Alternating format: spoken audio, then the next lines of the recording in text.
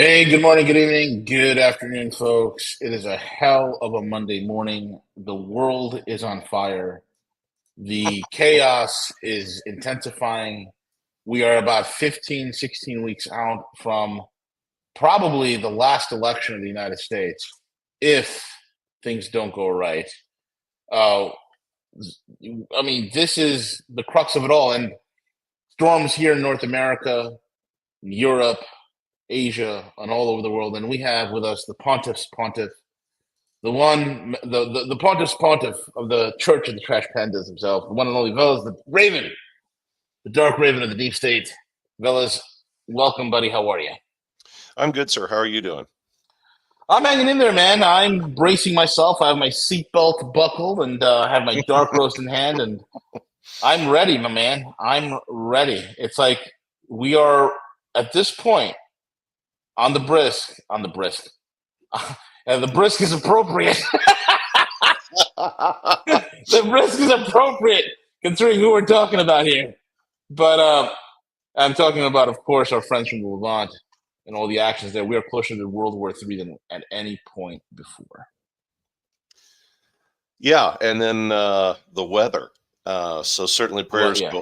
go out to North Carolina, Tennessee, Florida, and many other states that were impacted by the storms last week. Um, I've got a colleague down at the University of Miami I'm working with, and he told me that 61 out of 67 counties in Florida are disaster declared, which is Florida. It's a panhandle, sticks in the water. When it gets hit, it gets hit. Alabama, was able to miss a bullet because the storm turned sharply, much to Georgia's chagrin. But yeah, the folks in North Carolina are definitely going to be dealing with some problems for quite a while. And I've had a number of you reach out on Discord or via other means about the numbers of vehicles you've seen rolling down the highway, as a lot of states in the Midwest, Pennsylvania, Ohio, Kentucky, Indiana, have been providing their electrical workers, in their trucks with, a couple of days of food, and off down they go. So a lot of folks are out there working, certainly as well. The coffee and my prayers to folks working in emergency management, which is something I've had quite a crash course in the last 2 years with some of the work I'm doing with some schools out there. So anyway, keep the faith, folks, and I hope your emergency operations centers are dry and successful. So for today's program, I do have a hard stop at 1:00 Eastern. So let's jump into it. I will cover today I will not be covering ESG Strikes Back. We'll get to that on another show. Believe very little of these days. TV worth watching. Laurel Canyon, Fear and Loathing in Las Vegas. The peculiarity of years like 1888. Dead executives tell no tales. Diddy again. That's a lengthy one. U.S. power grid. Drones. Ukraine's debt. And alternative archaeology is hitting a nerve again. And then Turkey. Also, possibly no program for me next week. We will see. I know I always say that, and then I end up doing one anyway. So now that we're just on the cusp of the month of October, my thanks to all of you for supporting Rogue News and my program the last 4 years. As of the month of October, it's now been 4 years for me with Rogue.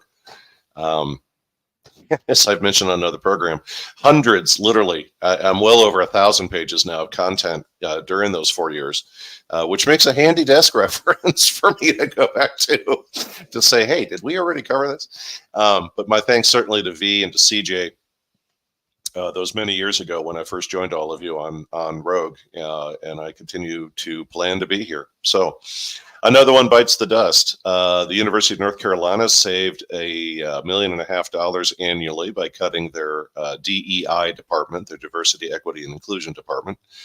There will be schools who will never abandon such programs because of optics, and others who will remove them due to cost. Veles thinks long term, some of the schools who cannot eliminate them due to optics will do what corporate America does often when it comes to things like this. They'll rename those departments, reorganize them, and then when no one is looking, they'll start cutting their budgets. Believe little these days. Often true most times, but now more than ever, my friends.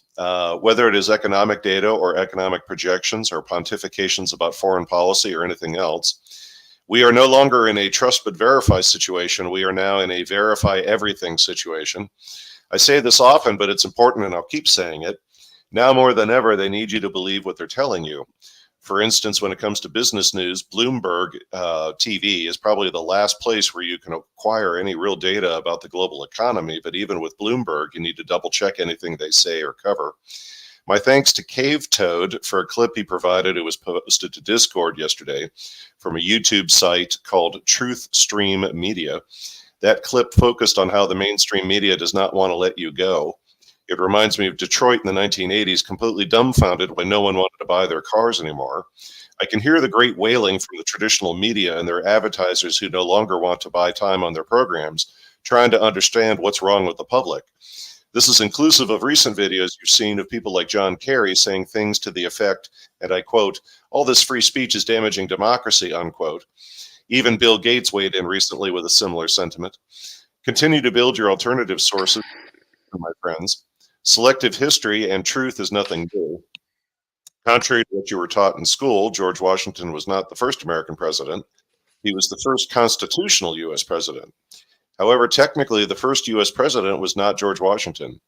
The first U.S. president under the Articles of the Confederation who preceded the Constitution was a man named John Hanson, a guy who did the job out of obligation and not because he wanted it, and was the reason some of the first branches of the U.S. government were even established prior to constitutional government. We also owe the Thanksgiving holiday to him. Remember, we're stronger as a community bonded together. It's why whether it's our forum on Discord or wherever we end up after that, like Telegram, Frank, quite frankly, on his Gilded page, or Mike Moore's hardened website, discussion boards on all of these places, the collective effort by all is powerful. So hang in there, everyone. November is upon us. There you guys are. Television. If you're looking for something to watch, I wanted to offer the following. Beyond the 1960s versions of programs like Twilight Zone and The Outer Limits, who were excellent for their time, there are newer episodes. In the 1980s, they aired episodes from The Twilight Zone who Roddenberry wrote, but were never aired in the 1960s program.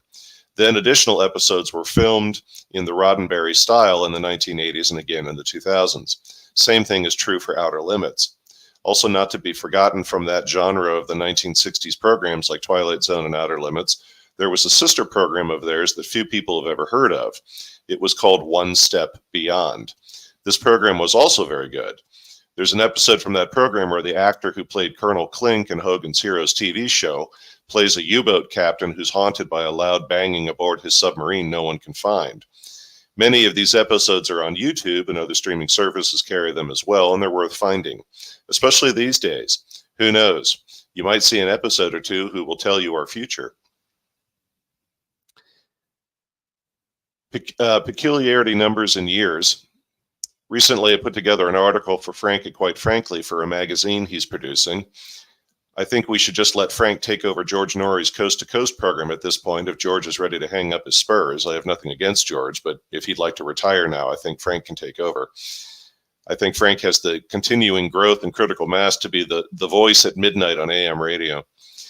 The article I developed is focused on the content I recently covered on the Jack the Ripper killings and various symbolisms. While writing it, I kept coming back to the importance of the year 1888, who was covered during those programs.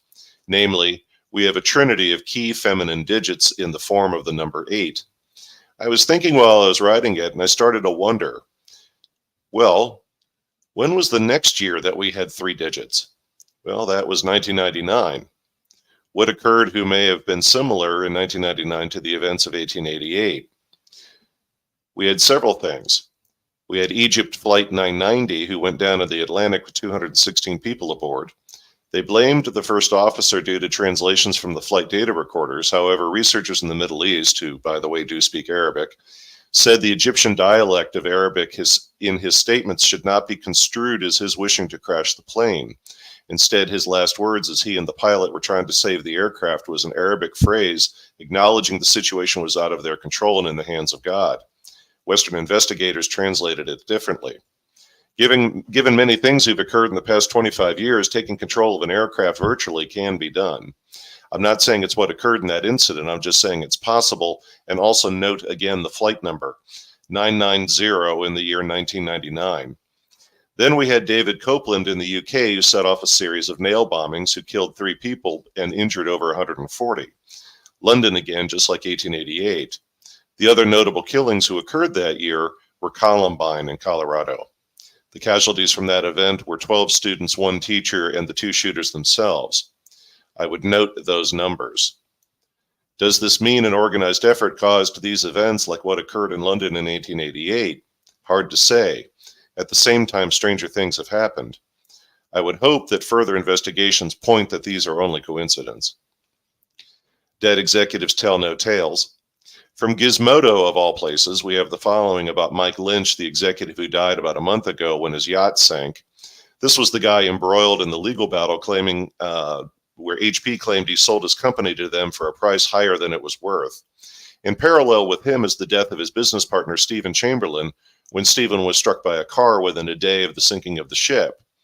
You don't need to be a spy novelist to say this feels like someone is cleaning house. Well, more has surfaced on this story, no pun intended. Evidently, aboard the yacht were special watertight safes containing encrypted hard drives and storage devices. Supposedly, Mike didn't like cloud services or similar for storing his private files, and he used a lot of external drives. Veles is certainly a fan of that approach. CNN is reporting the drives may contain a lot of information sensitive to Western intelligence agencies. They claim Mike was connected to high-level government officials in the U.S. and Britain who are part of their intelligence services. This is one of those classic moments where we need to pull the bus off the road and ask some questions. He was an IT industry executive who later found himself in a court case regarding inflating the value of his company he sold to an equally falling apart at the seams HP. Now suddenly the media is pulling that familiar egoistic move of theirs about, quote, well, we in the media have known for some time about his intelligence connections, unquote. Really? Don't you think that might have been worth mentioning when the boat sank and his business partner was killed nearly all on the same day? Because I know I would. Authorities have set up monitors around the boat until they can remove the safes. There are rumors of foreign governments, China and Russia, of course, being rumored to want the contents. Let's not forget Mike's lawyer was also aboard that boat when it sank and died with him. Boy, the world's intel or elite forces are getting sloppy. Or perhaps they had to cowboy Mike and Stephen's elimination for reasons who are as yet unknown. Springfield, Ohio. Please recall my comments about checking local news when something happens nationally. National news will not cover it, but local news sources often will. This is true when it comes to Springfield. What have local news sources been saying is the latest with the situation on the ground? Several things, including this rather fascinating item. No joke. Civil services in Springfield have now encrypted their communications in the name of public safety. You heard me right. They've encrypted all radio and similar communications to protect the public. Begs the question, protect them from what? Beyond the occasional ambulance chasing injury attorney monitoring police scanners, it also means no one can know what is now being said. A parallel item with this is the very serious reality neighboring cities and counties cannot hear those communications either. For instance, if a police officer is in trouble, they must hope someone from their department can hear their call for help, as neighboring areas cannot. One of the tidbits who's come out of this is a video by a sheriff from a neighboring area who said there's a little-known law at work here. Regardless of whatever supposed federal program brought these foreign nationals into the United States, there's another factor. If you're on U.S. soil as a foreign national and you commit 2 or more felonies, you must be deported, no ifs, ands, or buts. However, that can't happen if communications are encrypted and no one knows about it. Equally, all the attention in Springfield has taken the attention off of Aurora, Colorado, Minnesota, Baltimore, and several other hotspots. From people who live there is the following. There are many Haitians now in the area. They'll be the first to acknowledge that. The single biggest impact to locals has been hoping the Haitians stay off the roads. Not only are accidents more frequent, but the most notable being a school bus was struck by a Haitian driver, causing the school bus to roll over and kill a student. Locals are wary about their pets, obviously. Laurel Canyon. Some of you may know about Laurel Canyon in Colorado, and some of you may not. There was a semi-secret military base out there in the 1950s and 60s near a series of very wealthy neighborhoods. Everyone from Charlie Manson to the Doors to Buffalo Springfield to a whole bunch of things came out of Laurel Canyon. There are also many correlations to CIA work, MKUltra specifically, and the Tavistock Institute via our friends on the London Corporation being involved in that area during those years. There's a reason why in the movie Fear and Loathing in Las Vegas, in my opinion at least, why songs from those groups are involved in a movie about the experiences of the author Hunter S. Thompson, especially given the copious levels of drugs he took in Las Vegas and his writings about his experiences. The end of the film includes a clip I have for you today about what went wrong in the 60s. I'll tell you it went wrong because it was supposed to go wrong by design. I'm not going to delve into that topic any further today, nor anything further about Laurel Canyon, other than to say Neil Oliver, the Scottish commentarist, recently went down the road of how Laurel Canyon has led us to where we are today globally. I suggest you all take a look at the history of Laurel Canyon and conduct some of your own research to look into it. V, do you have that clip ready? Yes, I do. Let me pull it. Well, V is pulling that up. This is an excellent clip from the movie Fear and Loathing in Las Vegas with Johnny Depp, and it's at the end of the film, and it's where Johnny Depp as Hunter S. Thompson offers his thoughts on what went wrong with the 60s. You've got to listen to every dialogue, every line of dialogue in this scene, folks, because it opens with him saying, "We're all wired into a survival trip now. No more of the speed that fueled the 60s. That was the fatal flaw of Timothy Leary. He sold consciousness expansion while ignoring the meat hook reality of what awaited." Oh my God. Do you play that if you would? There you stood on the edge of your feather, expecting to fly. Well, I laughed. We're all wired into a survival trip now. No more of the speed that fueled the 60s. That was the fatal flaw in Tim Leary's trip. He crashed around America selling consciousness expansion without ever giving a thought to the grim meat hook realities that were lying in wait for all those people who took him seriously. All those pathetically eager acid freaks who thought they could buy peace and understanding for $3 a hit.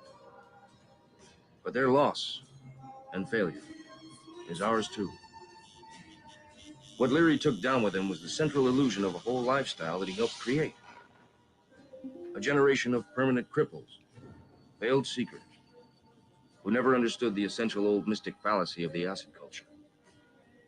The desperate assumption that somebody, or at least some force, is tending the light at the end of the tunnel. You can stop there, V. That's good, V. Thanks, man. Yeah, I remember when I saw that film and I caught that last end of his dialogue, and I'm like, wow, the meat hook reality of what awaits you for all the kids who thought they could change the world. And that the other thing that the hope that there's a meaning behind the light at the end of the tunnel. By the way, I'm catching some of the comments by all of you in the chat today. Boy, everybody had their coffee this morning. So moving on to a related topic, P. Diddy. To note a theme from other programs, what we're witnessing with Diddy is a much older story. He's just the latest chapter, and we need to remain mindful of that. Noting Patrick Ryan's work in blackmail, inflation, and related study, we're witnessing sources of new blackmail being eliminated. That's a very important, as several others, including Jeff Epstein, have been shut down as well, including Harvey Weinstein. Does this mean blackmail mills are not operating out there? Don't bet your life. I know of one near K Street in Washington, D.C. Just walking by the place was enough to make me wrap my phone in foil and want to burn my clothes later. My friends, what is important is these sources of blackmail are being shut down. And it's not just in the entertainment industry. Remember, Jeff Epstein was blackmailing physicists and scientists as much as politicians. The thing we need to focus upon is not just these sources of blackmail, but who was running these sources of blackmail. Some say Israeli intelligence, some say U.S. intelligence, some say both. In Veles's book, the French, of course, have to be involved. But anyway, to me, that's not the point, because whether it was those two options or even the French, they're certainly all in on it. To shut these down and force prosecutors, who are political animals by nature, to get involved is a factual statement you can see from space. I have personal knowledge of prosecutors and federal investigators walking away from prosecutions for a variety of reasons, and it wasn't due to a lack of evidence. It was due to things like, and I quote, "Do you know who that guy's dad is? We're not messing with that family no matter what he's done," unquote. Or my personal favorite, "Will Veles, yeah, he broke federal law, but our agency's not getting any PR value from prosecutions, so we're just not going to prosecute," unquote. In the last few years, prosecutors suddenly grew a spine and went after Weinstein, Epstein, Diddy, and Nexium, who was connected to the Bronfmans. Why do I not believe that? Instead, why do I feel the cold, dead fingers of Davos behind this, or for that matter, certain nationalist-minded financial people using the Federal Reserve as a hammer at the moment? Furthermore, we've heard the following how many times now? How many mainstream stories do we need stating things such as, quote, "Well, everyone knew what was going on at those parties for years," unquote. Really? And not one of you filed charges? Not one of you put a note in the suggestion box of the LAPD to make sure somebody checked out what was going on out there? Not one of you spoke to any of the sensationalist publications or rumor mills about it for years. Someone obviously spoke to Crazy Days and Nights administrator, but that was only within the last 2 years. By the way, I don't believe the baby oil thing at all. It feels like code or implication of something else in order to distract and confuse the public. Now all sorts of fascinating and somewhat frightening questions are being asked. Now supposedly within a month, Kobe Bryant was up at one of Diddy's parties and was rumored to want to talk about what he saw. Of course, Kobe was not exactly a saint either, but everyone has their limit to what they may see or experience. Likewise, what's being said about Kobe is rumor until more provable detail comes out. What about all the others who went into the memory hole? Chris Cornell, Andrew Bourdain, David Carradine, Anne Hetchy, and the list goes on, all died with a lot of rumors around them, and rumors who seem to keep crawling back into this central topic. Was each and every death of theirs explained exactly as portrayed in the media? Or was something else going on? Only God knows, and I personally believe, given his state of mind, it's exactly what happened to Robin Williams. But equally, there are few, if any, debunking websites like Snopes dedicating space to rumors about Anne Hetchy or Robin Williams. Yet you mention Chris Cornell or Andrew Bourdain, and they go into low Earth orbit freaking out about there's no truth to the rumor about the pedophile thing. To paraphrase the famous Bart Simpson meme, what an odd thing to say. Micah Dank, who I have mentioned previously, has performed research on some very mind-opening ideas about esoterica, had this to say about strange deaths. He said in general, and well prior to recent events with Diddy, he said, given the rituals of the elites, they often strangle men and drown women. In the case of the latter, Mary Jo Kopechne and Natalie Wood come to mind. This is not just his view, my friends. In my own decades of research into anthropology and history, the bog mummies found in Wales and the UK were ritually murdered through strangulation. Historians and others now believe in ancient belief systems. If a male leader failed to deliver, it was up to his peers to strangle him as an offering to the gods before they appointed someone else. A job interview you definitely want to fail. Being serious, though, how did Epstein die? Strangulation and hanging. And how have many like him died where we know factually they were involved in serious things? Further, just because Robert Maxwell fell off a boat doesn't mean he wasn't strangled first. The elites do tend to address their own problems in very specific ways. Do I believe the goings-on with Diddy will bring many houses of cards down? It's hard to say. It's been my experience various elite factions will protect each other to protect the system itself. Epstein went down, but not one of his clients, and God only knows what Ghislaine is up to. Bernie Madoff went down, but that bomb blast was contained. Same thing with Weinstein, as how many Hollywood actors and actresses who were told to sleep with people on his orders, yet little of that has come out. Equally, while we're focusing on the people involved in all of this, whether victims or their assailants, there are very critical players who remain hidden in the shadows.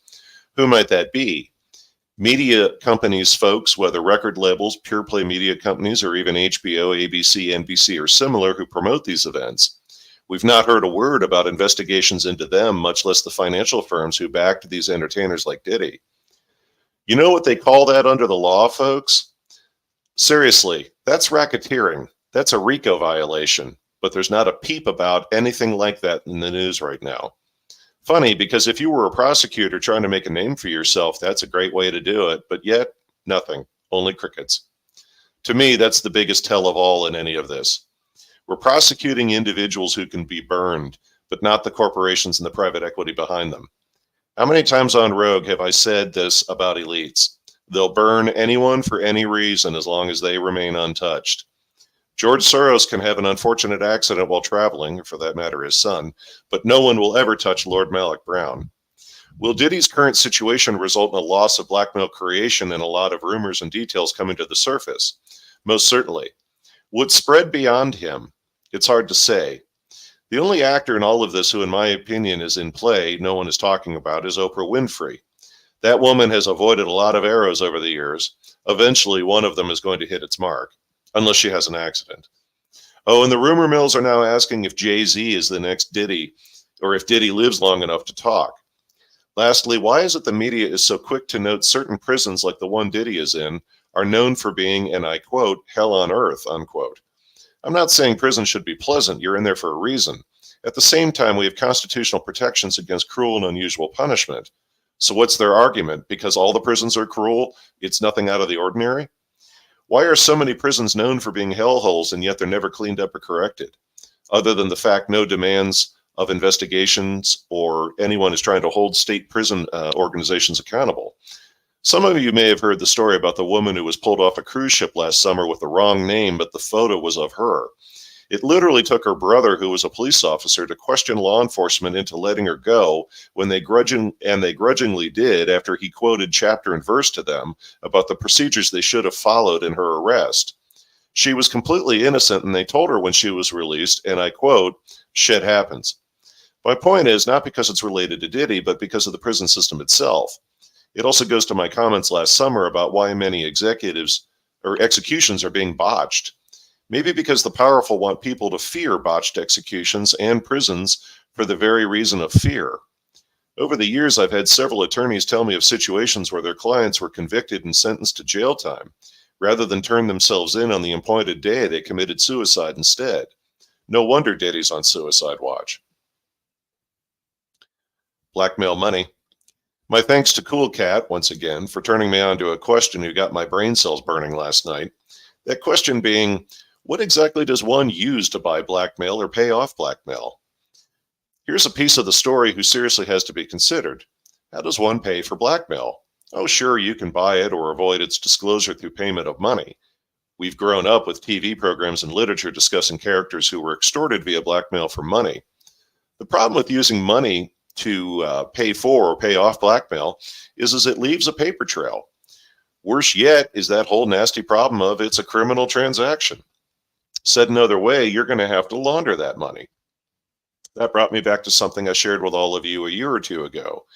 This was the story about art studios and boutiques and similar selling various high-priced items in Southern California, which is also national, but it's well known as Southern California on the beaches. The rumor in several circles was this was how drug money was being laundered, among other things.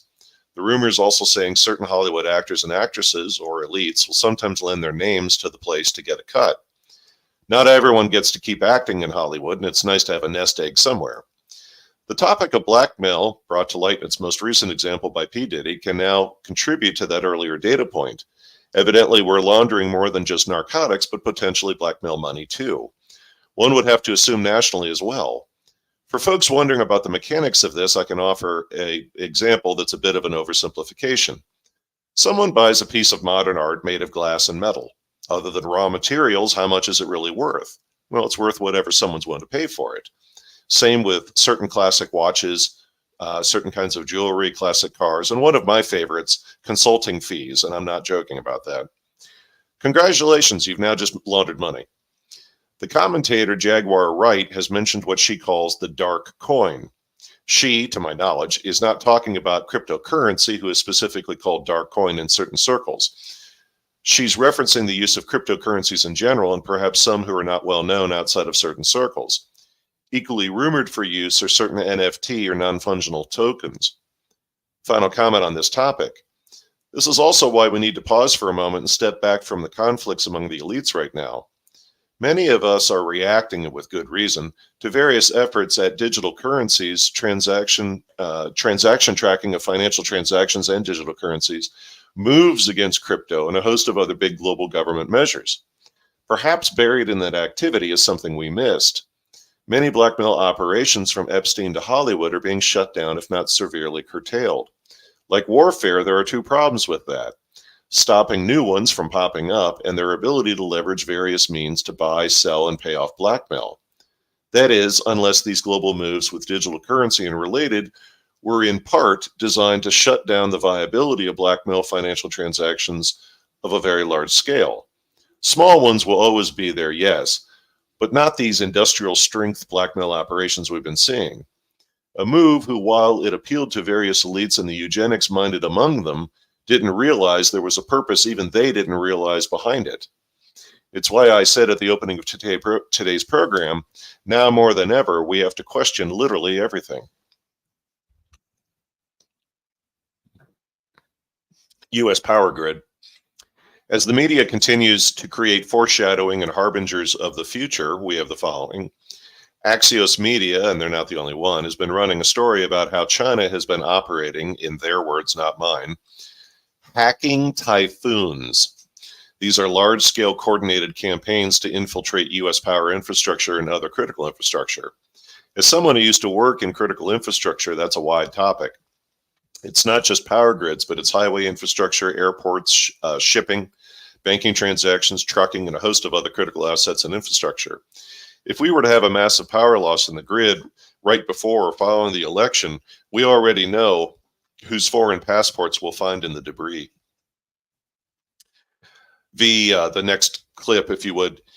The clip that V is going to pull up will demonstrate what think tanks I used to work for would come up with in simulations. This is a very good example of them not just writing up possibilities, but actually creating video behind it. And this is also why I'm dead serious when I say there are times that I see things in current time and I get some bad flashbacks to stuff I used to do. V, if you'll press play. Customer pilots directed almost 3,000 precision strikes last year. We're super proud of it. It allows you to separate the bad guys from the good. It's a big deal. But we have something much bigger.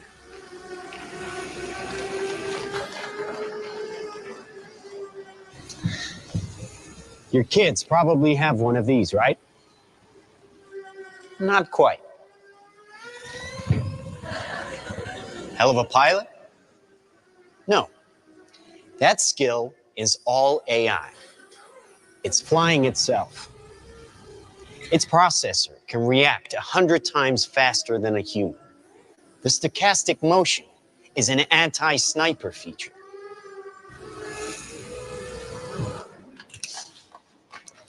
Just like any mobile device these days, it has cameras and sensors, and just like your phones and social media apps, it does facial recognition. Inside here is 3 grams of shaped explosive. This is how it works.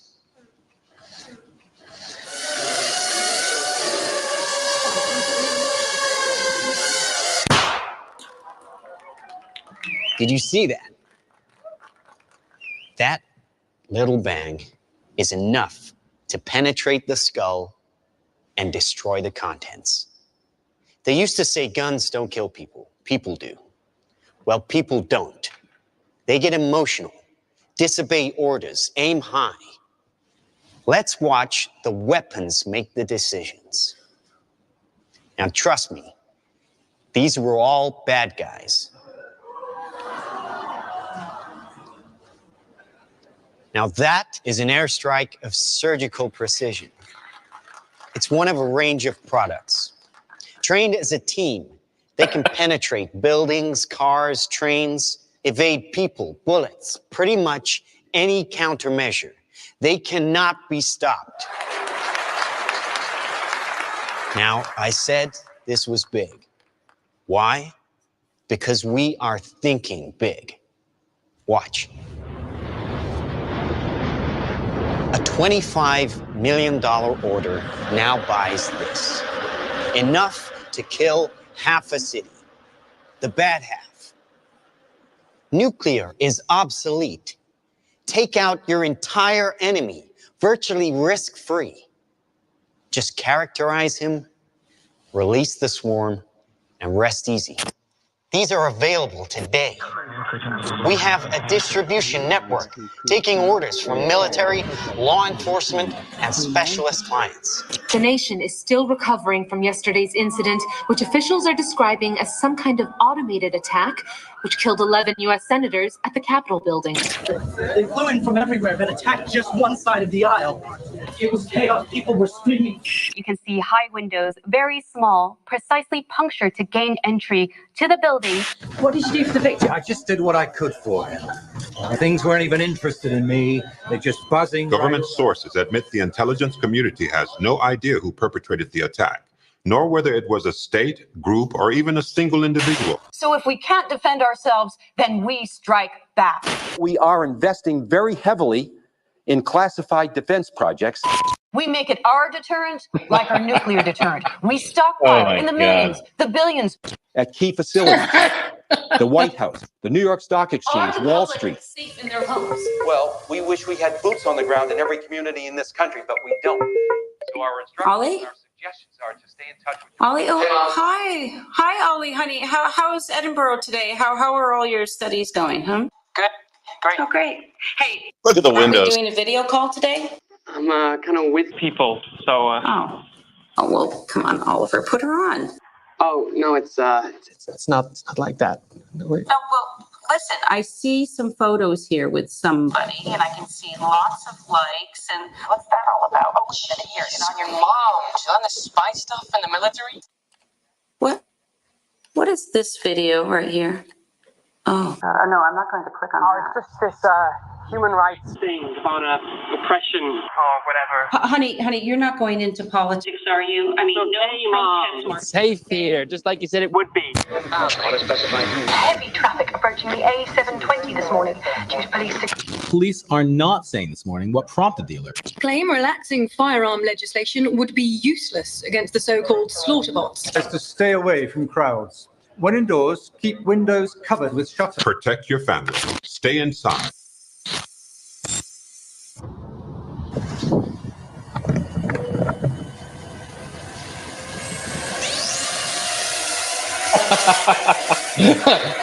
That's great CGI.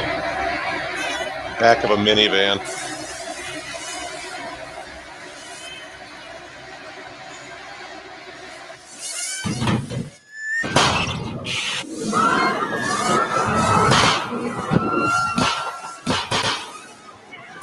You can stop it here, V.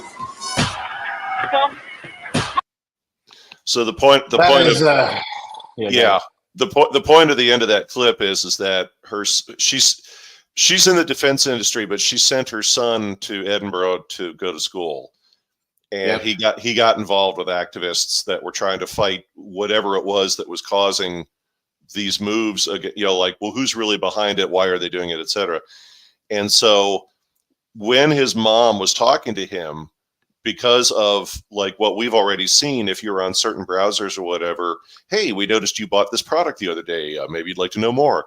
As soon as he turned on the camera, her software started identifying all of the people in the room. Yeah. Which then immediately allowed the actors, whoever they may be, to identify everybody who needed to be taken out. And so the end of this clip is, and again, remember what I said a week or two ago about the guy I knew that thinks up stuff like this and was saying, you give me 10 Teslas, there's not a motorcade on this planet I won't get through. And it was this idea about piercing the shell, breaking the shell. The first drone sacrifices itself to create a hole in the building. Then the others follow through. If there's any other obstructions or doors, that unit takes out that door. And then if necessary, they just keep blowing the hole open larger and larger until the drones can get in. And then they target all of these students, including her son, which we don't need to see that. But no Bill, no Babylon 4 references yet. And I didn't even mention Claudia Christian. But the other thing, too, about this is Neil Stephenson's books. In his book, In the Diamond Age, he talks about drones at a much smaller level, and then the use of nanotechnology to literally like, oh, we're having a party. Well, you just have a truck that dumps off a bunch of nanotechnology bots, and they build the structure. And then as soon as the party's over, it just disassembles itself and goes back into the truck. And this is where the big think tank folks are spending a lot of time these days. And this is why when you hear phrases like phrases like swarm, this is what they're talking about. There was even a movie that was out a couple of years ago. I think it had Veles. Yeah. These think tank guys, what is the major degree that is shared amongst all these think tankers?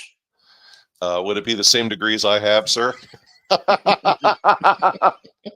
You're an exception, my friend. You're an exception. I saw the light. But yeah, you saw the light. Exactly.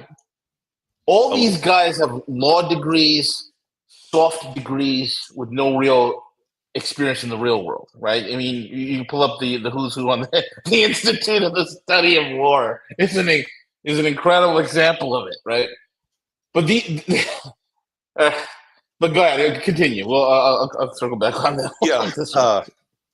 Yeah. To be well, and there are anthropologists, there's engineers and others. I mean, it depends what the think tank. And by the way, I'm not castigating all think tanks, but I'm talking about my usual people that will just sit there and nod and go, yes, we are that evil.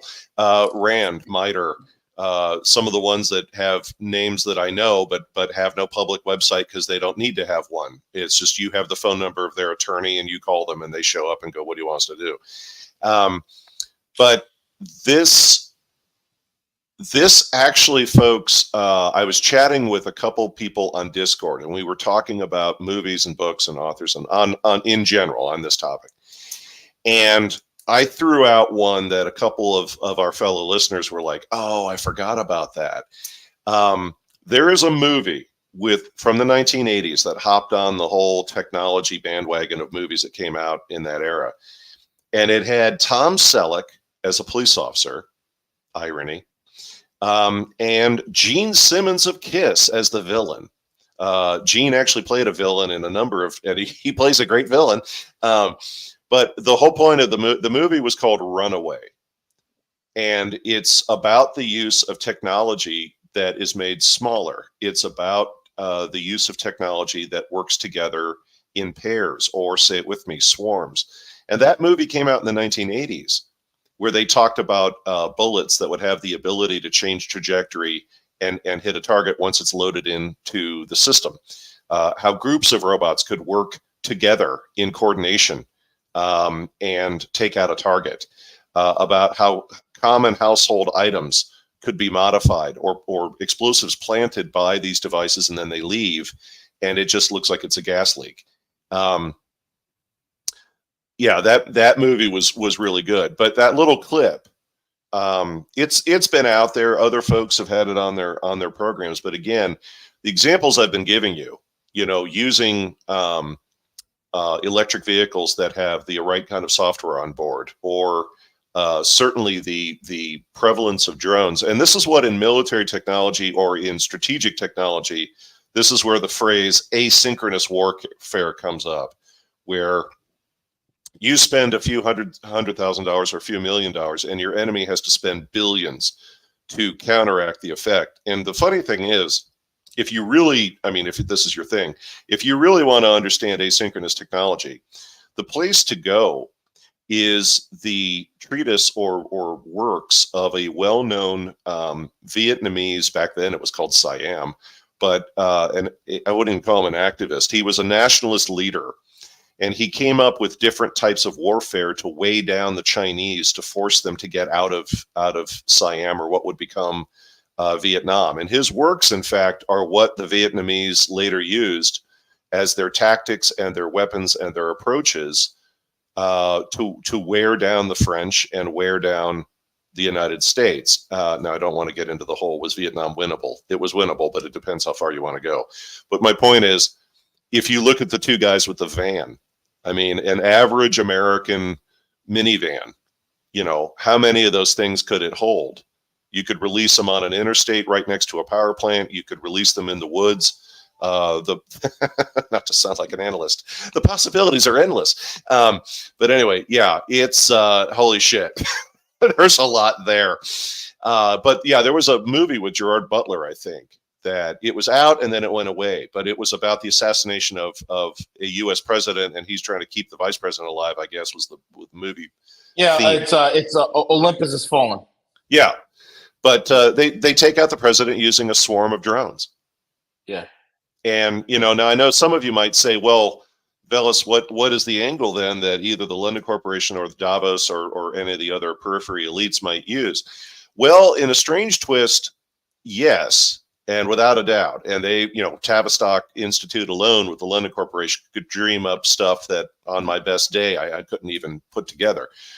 However, for them, this is the sort of thing that makes them nervous. Because think about it from a purely ancient warfare city-state sort of thing. The Chinese tactician Sun Tzu once told a story about how a much smaller Chinese city-state was defeated. And when the leader of that city-state went to negotiate his surrender with the more powerful city-state, all he did was get close to that leader and pull out a knife and hold it to his throat. And by the end of the afternoon, the more powerful city-state had surrendered, because that leader didn't want to die. And it became a vassal of the smaller city-state. So if you're huge and powerful, even if folks don't know you're out there, what happens when a smaller elite, somebody who maybe is $3, $4, $5 billion, puts together a plan, and what you saw of those drones attacking that school is instead a London Corporation meeting where a drone swarm attack takes them out, or most of their leaders, what in nuclear warfare theory they call decapitation of government. That is the sort of thing that will make the apex elites nervous.